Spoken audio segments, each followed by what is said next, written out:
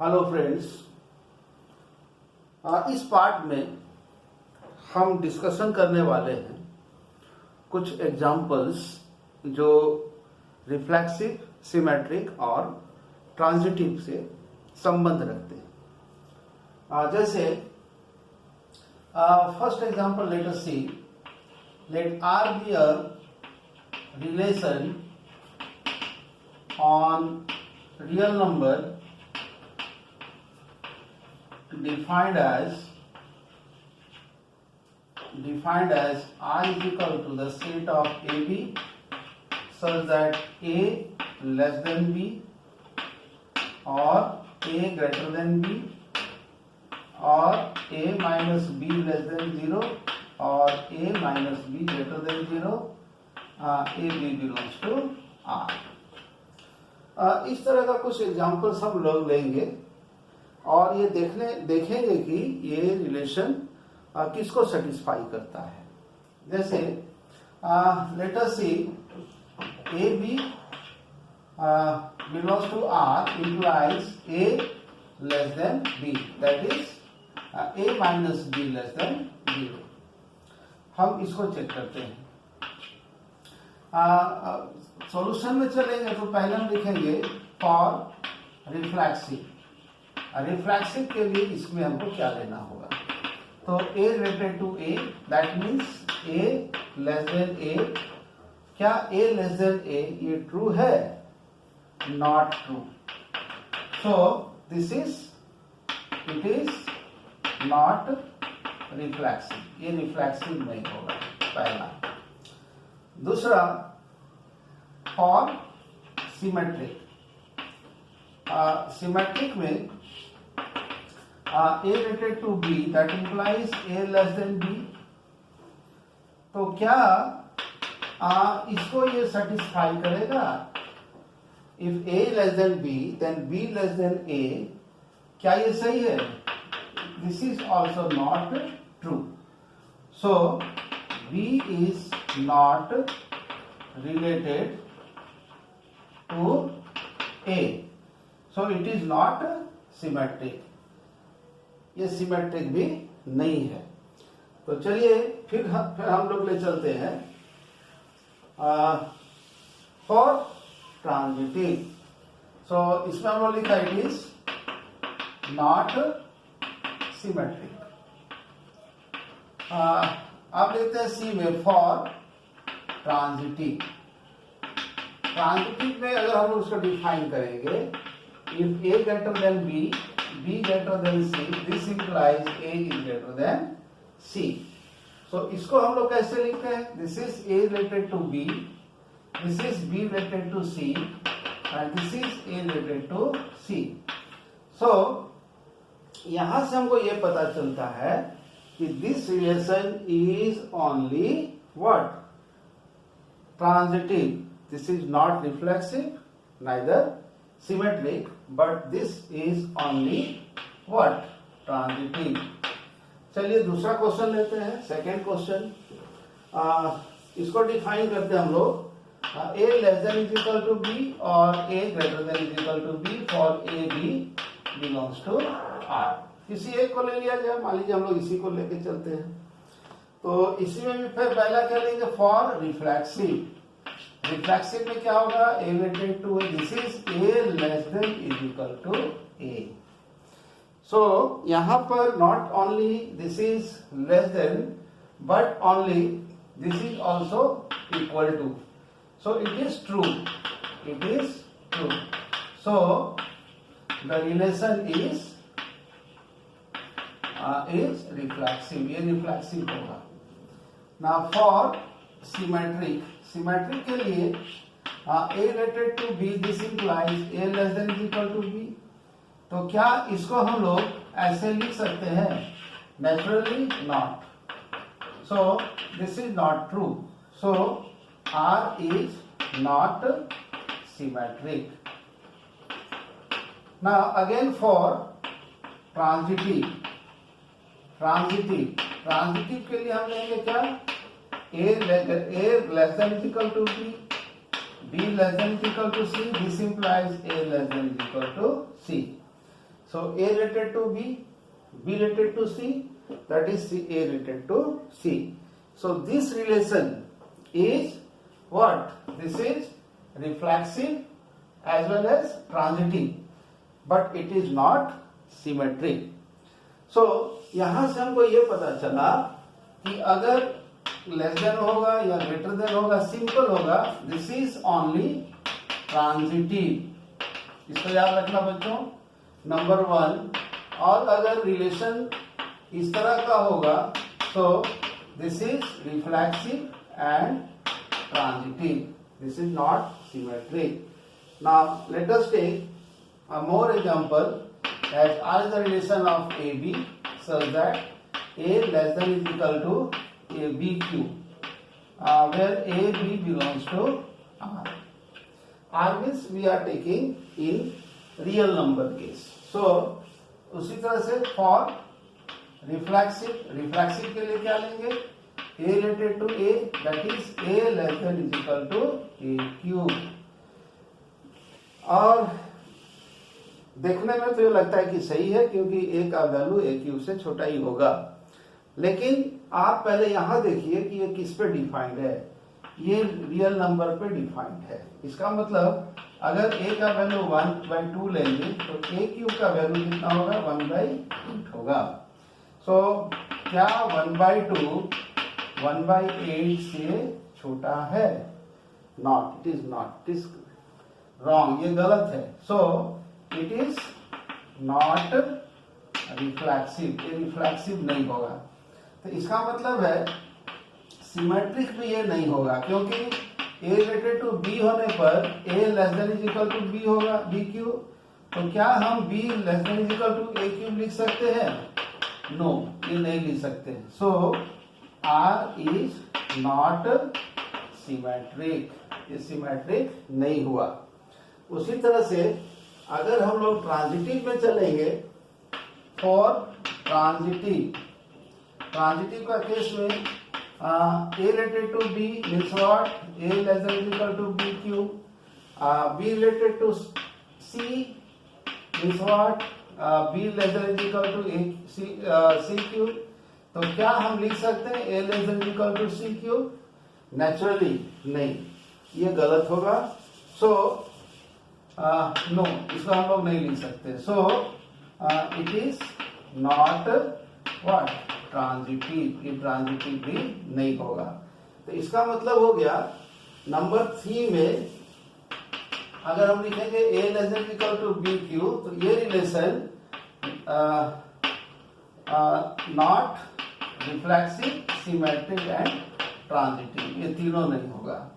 चलिए नंबर 4 लेते हैं। Let R be the relation satisfying A1 plus AB positive and AB belongs to R। तो for reflexive में क्या होगा?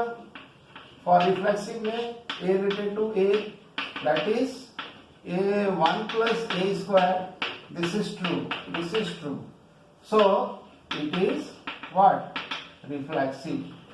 प्यारे बच्चों, इसमें जब भी इस तरह का क्वेश्चन अगर हम फेस करते हैं तो हम इसको जरूर देखते हैं कि ये रियल नंबर पे डिफाइंड है कि नेचुरल नंबर पे डिफाइंड है कि होल नंबर पे डिफाइंड है।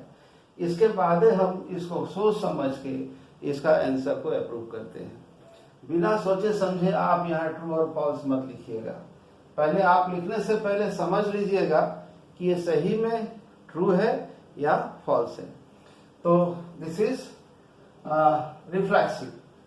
फॉर सिमेट्रिक का केस में A related to B, that means what? 1 plus AB greater than 0. This implies 1 plus BA also greater than 0, because what? AB is equal to BA. So because this multiplication satisfies the commutative law. So that means what? This is also symmetric. ये symmetric होगा. It is symmetric. Now for transitive का case देख लेते हैं। A related to B, that means what? A 1 plus A B greater than 0 for transitive में हम लोग ले रहे हैं B related to C, that means 1 plus B C greater than 0। So क्या 1 plus A C greater than 0 हो सकता है? हो भी सकता है और नहीं भी हो सकता है। कैसे? जैसे अगर हम लेंगे, मान लीजिए ए का वैल्यू मान लीजिए 7 लिए, बी का वैल्यू 1 लिए और सी का वैल्यू 1-1/5 लिए, तो ये तो पॉजिटिव होगा क्योंकि दोनों पॉजिटिव है। ये भी पॉजिटिव होगा क्योंकि 1-1/5 जो है दिस इज पॉजिटिव। लेकिन अगर इसमें हम लोग देखेंगे 1-7/5 this is negative. Therefore, this relation is reflexive, is symmetric, but not transitive. तो अगर हम रिलेशन को इस तरह से लिखते हैं कि 1 plus A b is positive और a B belongs to R, then this is reflexive, symmetric, not transitive. ये ट्रांजिटिव नहीं होगा। तो 4 केस हम लोग देख लिए। मान लीजिए इसी को हम डिफाइन कर रहे हैं A B belongs to natural number. तो जब ये नेचुरल नंबर पे ले लोगे तो 1 प्लस ए बी पॉजिटिव होगा ही। 1 प्लस ए बी पॉजिटिव होगा, this implies 1 plus b a B positive होगा, this is reflexive, this is symmetric. और उसी तरह से 1 प्लस ए बी अगर पॉजिटिव है, 1 प्लस बी सी अगर पॉजिटिव है, तो 1 प्लस ए सी भी पॉजिटिव होगा। कहने का मतलब है कि अगर हम रिफ्लेक्सिव का केस लेंगे फॉर रिफ्लेक्सिव, तो 1 plus a related to a होगा, this is 1 plus a square positive होगा क्योंकि ए स्क्वायर पॉजिटिव है। फॉर सिमेट्रिक में चलेंगे तो a related to b, this implies 1 plus A b, this implies 1 plus b a is also positive. तो इसका मतलब बी रिलेटेड टू ए हो गया। So this is symmetric. For transitive का केस में a related to b, this implies 1 plus A B positive. याद रहे यहाँ पर जो हम लोग ये वैल्यू ले रहे हैं on R, this is on R, sorry on natural number पे हम लोग डिफाइन कर रहे हैं। तो और इस से बी रिलेटेड टू सी होने पर 1 प्लस बी सी भी पॉजिटिव होगा। So what 1 plus A C also positive. देखिए सेम रिलेशन है, लेकिन हम डिफाइन कर रहे हैं। पहला केस में हम रियल नंबर पर डिफाइन किए थे, दूसरा केस में हम नेचुरल नंबर पर डिफाइन कर रहे हैं। जब रियल नंबर पर डिफाइन किए थे तो ये रिफ्लेक्सिव था, सिमेट्रिक था, लेकिन ट्रांजिटिव नहीं था। जब इसको हम लोग नेचुरल नंबर पर डिफाइन कर रहे हैं तो ये तीनों है, this is reflexive, symmetric as well as transitive. So let us move to the next question. That is question, let R be the relation of x y such that 2x plus y is equal to 6 और ले लीजिए 10 और x Y ले लीजिए natural number, माने ये relation natural number पर define हो रहा है। Also find the domain and range. Domain और रेंज को भी निकालना है। तो फॉर रिफ्लेक्सिव केस में चलेंगे तो ए रिलेटेड टू ए लोगे, that means X related to X ले लो क्योंकि आप एक्स वाई पे डिफाइन कर रहे हो। तो this is 2x plus X is equal to 10, so 3x is equal to 10, so x is equal to 10/3. This is not a natural number, so this is not reflexive. ये reflexive नहीं है, not reflexive. For symmetry का case में क्या होगा? x related to y, this means what? 2x plus y is equal to 10. तो क्या इसको हम ऐसे लिख सकते हैं? Is this is true? No. This is not true. So R is not transitive. ये transitive नहीं होगा, सॉरी सिमेट्रिक, ये सिमेट्रिक नहीं होगा। चलिए, ना ये रिफ्लेक्सिव है ना सिमेट्रिक है। चलिए फॉर ट्रांजिटिव का केस में a related to b, that means what, x y लेते हैं हम लोग यहाँ पर, एक्स रिलेटेड टू वाई, तो this is 2x plus y is equal to 10। मान लीजिए हम ले रहे हैं y related to z, z भी नेचुरल नंबर है, so 2y plus z is equal to 10। तो क्या ये दोनों को जोड़ के, घटा के, गुना करके, भाग करके, आपको जैसा भी करके इसको ऐसे ला सकते हैं? Is you can find this one? No, ये ऐसे आप नहीं निकाल सकते। So it is not transitive. तो ये जो रिलेशन है, this relation is not reflexive, symmetric and transitive. ये ना रिफ्लेक्सिव है, ना सिमेट्रिक है, ना ट्रांजिटिव है, तीनों नहीं है। तो अब आते हैं हम लोग इसका डोमेन और रेंज पर। तो रिलेशन पहले बनाना होगा। जैसे मान लीजिए x का वैल्यू 1 रखेंगे तो नेचुरली y का वैल्यू 8 रखना होगा, 2 के लिए 6 रखना होगा, 3 के लिए 4 रखना होगा और 4 के लिए 2 रखना होगा। जैसे 2 4 जा 8 plus 2 10। So this is the relation. So what is the domain here? Domain क्या हो गया? 1 2 3 4, this is the domain. What is the range? Range क्या हो गया? 8 6 4, दिस इज द रेंज। चलिए एक और क्वेश्चन हम लोग ले लेते हैं। ये क्वेश्चन बहुत इंपॉर्टेंट है। क्वेश्चन पूछेगा so that the relation r is equal to xy such that 2x square minus 3xy plus y square is equal to 0 where xy belongs to n is only reflexive। ये केवल reflexive होगा। तो जैसे अगर हम लोग लेंगे रिफ्लेक्सिव का केस में, तो a related to x related to x लेना होगा। तो this is 2x square minus 3x square plus x square, this is what? 0। So this is true. So this is what? Reflexive. Symmetry का case में, for symmetry का case में for जरूर लगाइएगा।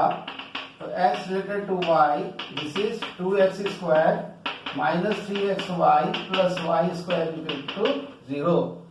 तो क्या इसको आप अगर y रिलेटेड टू x लेंगे तो x के जगह y रखना होगा और y के जगह x रखना होगा।